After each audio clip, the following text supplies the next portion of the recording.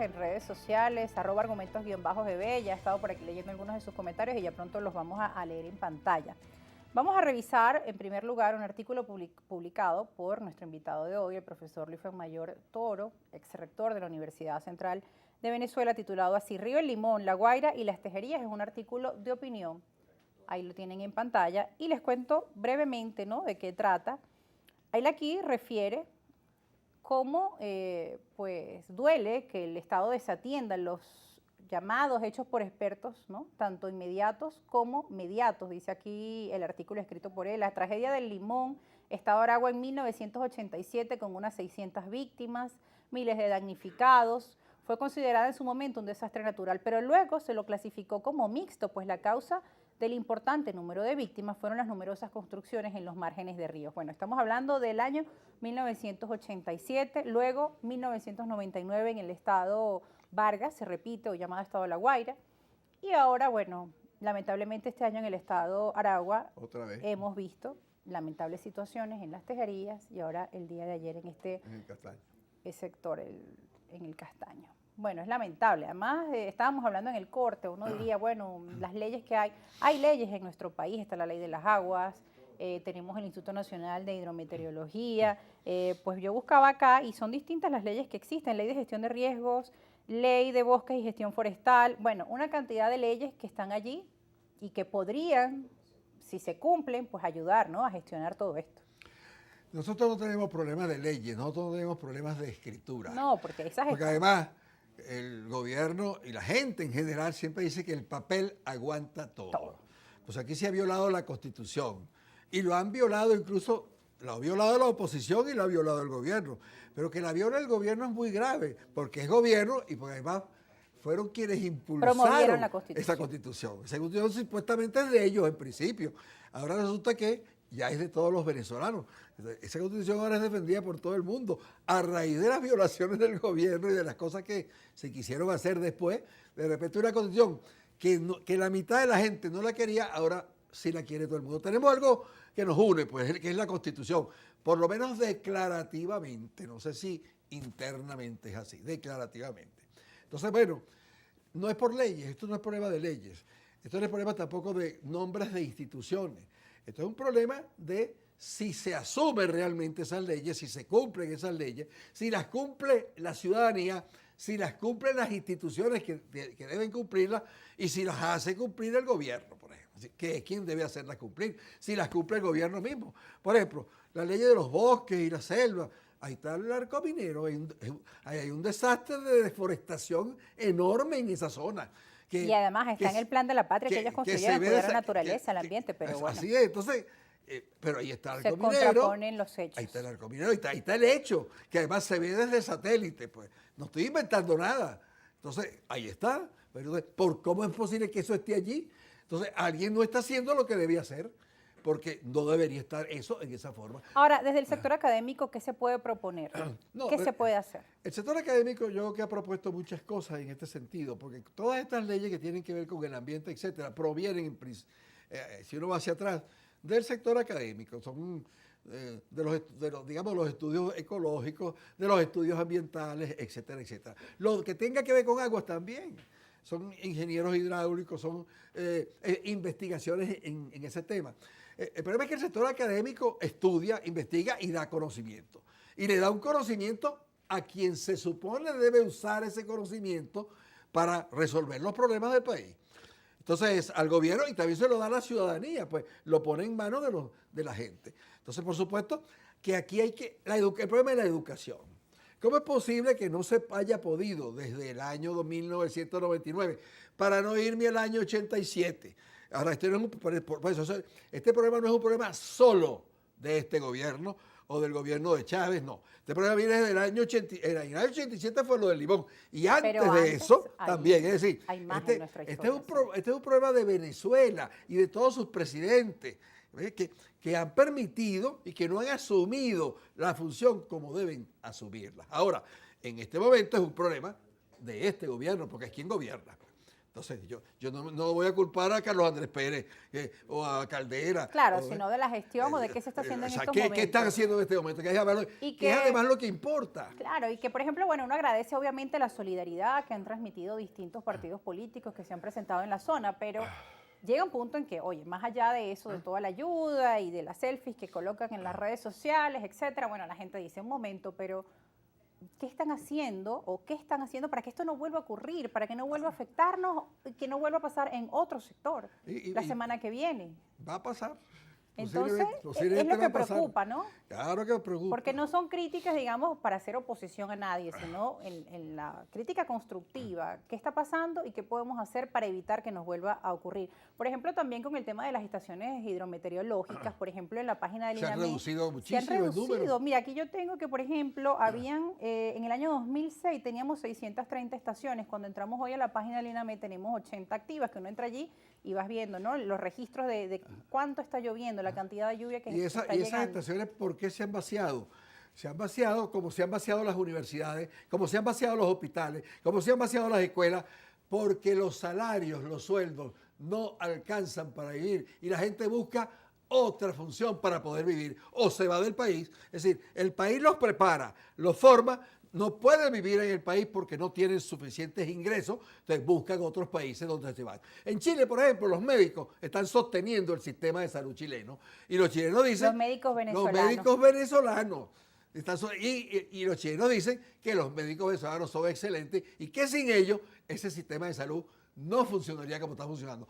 ¿Cómo es posible que Venezuela haya permitido que esos médicos se hayan ido? Pues, ¿cómo es posible? Es que es lamentable tantos profesionales que han salido de nuestro país y siguen saliendo. Eso se llama fuga de cerebros, sí. Fuga de cerebros, que es además la fuga más difícil de compensar, porque esto es un cerebro médico, no lo forma en un programa de chamba juvenil, ¿no? Como las que les gusta al presidente Maduro, pues. Al presidente Maduro no le gusta el empleo formal. De preparación. Al presidente Maduro no le gusta el empleo formal. Así, le gusta la chamba. La chamba juvenil. La chamba juvenil, es así. Él piensa en chamba cuando es ahora empleo. Los jóvenes hoy en día, tomando en cuenta la misma línea discursiva del cambio climático, donde nos dicen que cada año será peor, que cada vez vamos a tener lluvias más intensas o las sequías extremas, si estamos durante los periodos del fenómeno del niño o el fenómeno de la niña con lluvias intensas. Bueno, ¿cómo estamos preparando a los jóvenes de hoy en día para ese futuro? ¿Qué están haciendo en las universidades, la educación? Porque hemos visto además cómo las cifras de deserción escolar han aumentado y obviamente todo eso preocupa muchísimo. ¿Cómo se está preparando el país que vive del petróleo, que es un combustible fósil causante supuestamente del cambio climático y que ya en muchos países se les ha puesto un límite? 2030 parece ser el límite para dejar de utilizarlo como combustible fósil. Mudarnos a las energías verdes. Entonces, este país, ¿qué está haciendo para prepararse en ese sentido? Cuando ya no puede usar el petróleo como combustible fósil, por ejemplo. Esas son las ¿Qué está preguntas. haciendo en trabajos de otras energías? ¿Por qué PDVSA no es una empresa de energía en lugar de ser una empresa de petróleo, de energía en general? Entonces, ¿qué está haciendo el gobierno en eso? Nada. No está haciendo nada. Yo estoy seguro que no está haciendo nada. Yo no conozco ningún programa importante en ese sentido, en absoluto. Dentro de la Asamblea Nacional están debatiendo nuevamente leyes, que volvemos al mismo tema. Tenemos leyes y seguimos creando otras. El tema es la gestión, que se apliquen, el seguimiento, el monitoreo, la Contraloría Social y también la participación ciudadana, porque la gente también debe sentirse parte de esto y decir, bueno, voy a actuar. Porque en muchas ocasiones la gente como que se ha apaciguado, los que nos quedamos en el país, porque también muchos están buscando resolver el día a día, salen de la cola de la gasolina, resolver la comida, los libros de los niños para llevarlos a la escuela. Bueno, todos sabemos eso. Yo no entiendo cómo es posible que este gobierno, en relación con la educación, no haya dicho que no se necesitan uniformes escolares, por ejemplo. No hay que comprarle a los niños ningún uniforme, no hay que hacerlo, ¿verdad? Y si va a mantener uniformes, tendría que él entregarlos entonces. Hay medidas que se pueden tomar si se piensa en Venezuela. Ahora, si estoy pensando solamente en cómo mantenerme en el poder o el otro está pensando en cómo acceder al poder, sacar a los que están para meterse él, no para resolver nada, sino para hacer lo mismo que hacen los que están. Porque al final el cuento es ese y por eso es que hay 70 y tantos % de la población que no cree en ningún tipo de liderazgo. Bueno, hay eso una lo encuesta. tenemos ahí, que se sienten independientes el 70%. Sí, no, Ni gobierno, ni plataforma unitaria, ni partidos políticos. Y usted agarra los líderes, y todos están muy bajos. Los grandes líderes están muy bajos. 0.1, 0.1, Sí, 0.5. sí, no se cree. Es más, la abstención se está transformando en un fenómeno parecido al colombiano, un fenómeno estructural. Hacer elecciones es una técnica, la técnica electoral. Y veníamos de una cultura muy participativa, claro, a la gente le gustaba participar. Una técnica que significa que usted va, mete un voto y con eso usted logra cambiar un gobierno para que resuelva problemas. Pero cuando usted mete votos y votos y votos, cambian los gobiernos y no se resuelven los problemas, la gente deja de meter los votos, la gente comienza a abstenerse. Pero también un sector llamó a la abstención en nuestro país, lamentablemente. Esos se montaron sobre la desesperanza para decir que toda la abstención era debida a ellos, pero no es así. Aquí hay una abstención. Una desesperanza, pero también incentivaron una falsa esperanza de que el cambio venía de un día para otro, bueno, a través de otros métodos que ya conocemos que fallaron. En esa abstención hay muchos elementos, pero al final, digamos, la cuestión es que el sistema democrático está perdiendo, digamos, credibilidad en la gente. Y entonces la gente simplemente no va a votar porque no resuelve las cosas votando. Entonces, una de las cosas que habría que hacer es ver cómo comenzamos a resolver las cosas votando, es decir, eligiendo a quienes debemos elegir para que actúen. Eligiendo de forma consciente. En forma consciente, en forma inteligente. Nosotros hablamos incluso de un grupo que creamos cuando las elecciones de gobernadores, voto ciudadano inteligente, decíamos. Vi ese grupo. Voto ciudadano inteligente. Entonces, que era, bueno, ya que no se ponen de acuerdo ni los opositores, nadie se pone de acuerdo. Un grupo de la sociedad civil, intelectuales. Exacto, muy bien. Señor votante, vea usted los candidatos y usted escoja cuál le parece que es el mejor. Y estoy seguro que la mayoría va a escoger el que es el mejor. Escuchar las propuestas. Y así es, escuchar las propuestas y además la historia. Claro. La historia de cada uno. Aquí tenemos un tuit, esto lo escribe el doctor Alejandro Galué, lo saludamos, siempre participa en nuestro programa. Le dice: el gobierno no es responsable de la lluvia, pero sí es responsable de no realizar oportunamente el mantenimiento de drenajes y canalizar los ríos, de reubicar preventivamente a los habitantes en zonas de riesgo y acometer las obras de urbanismo urgente. Y bueno, y ese llamado sigue para los alcaldes. Por ejemplo, aquí en la ciudad capital, veía en el municipio Libertador, en estos días llovía y no habían recogido la basura y los desechos iban rodando por la calle hacia los drenajes porque, bueno, no la habían recogido. Y ante situaciones como las que estamos viendo, ¿qué pasa, no? Ahí está el llamado también. Tiene razón, el tuit que Alejandro Galué. Tiene razón en todo lo que dice, pues. Eso es lo que estamos diciendo aquí, pues. Sí, está comentando, está participando aquí con nosotros, nos saludan. Bueno, agradecemos los saludos que nos hacen llegar. Ahora, volviendo al tema de esa participación consciente del ciudadano, ¿qué ocurre cuando la gente está cansada de participar? ¿Cómo podemos o cómo puede usted sugerir a la gente que se motive, que vuelva a renacer ese... Esa ha sido una pregunta de las 64,000 noches, digamos. Sí, o sea, ¿cómo se recupera esa confianza en la gente? Es muy difícil recuperar la confianza en corto tiempo. Y según las encuestas, el político más popular en nuestro país es Rafael Lacaba. Sí, según las encuestas de Rafael Lacaba, el más popular.